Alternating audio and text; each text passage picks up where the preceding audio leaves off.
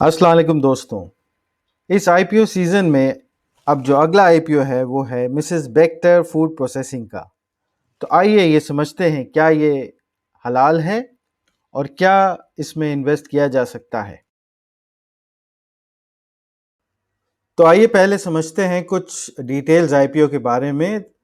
Total IPO size है rupees 540 crore का, जिसमें से कि फ्रेश इशू है 40 करोड़ का और ऑफर फॉर सेल है 500 करोड़ का।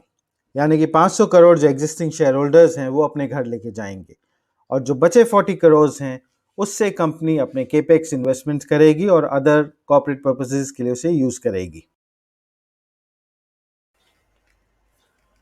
आईपीओ खुलने की तारीख है 15 दिसंबर और ये क्लोज होगा 17 दिसंबर को। जो प्राइस बैंड इसके लिए रखा है वो है 286 से 288 रुपीज़ पर शेयर।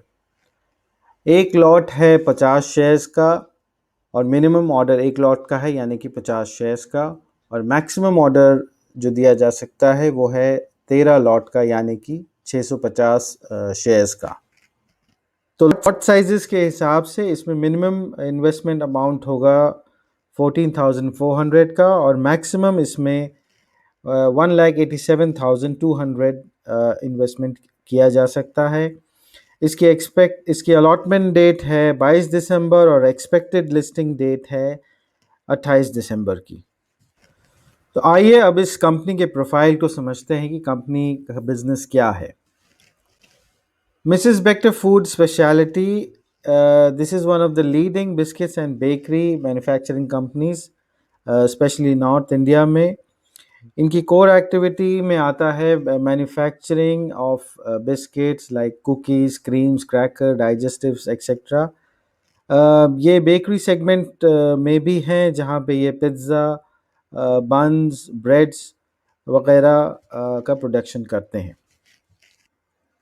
बिस्किट्स में जो इनकी फ्लैगशिप ब्रांड है वो क्रिमिका के नाम से है और जो बेकरी सेगमेंट में जो इनकी मेन ब्रांड है वो है इंग्लिश अवन के नाम से।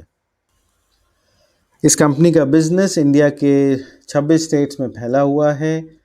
मेट्रोपॉलिटन सिटीज़ में ये ज़्यादा पॉपुलर है। इन एडिशन टू रिटेल ये कंपनी इंस्टीट्यूशनल कस्टमर्स को भी सप्लाई करती है, जिसमें कि कुछ नाम है Burger King, Yum Foods, Connaught Plaza restaurants. In addition ये कंपनी 64 कंट्रीज़ अक्रॉस 6 कॉन्टिनेंट्स में अपने प्रोडक्ट्स को एक्सपोर्ट भी करती है। तो ऑल इन ऑल हम ये देखते हैं कि इस कंपनी की जो कोर एक्टिविटी है वो एक हलाल एक्टिविटी है और क्वालिटेटिव एस्पेक्ट से इस कंपनी की जो बिजनेस एक्टिविटी है उसको हलाल माना जाएगा। नेक्स्ट आइए हम इस कंपनी की फाइनेंशियल परफॉर्मेंस के बारे में जानते हैं।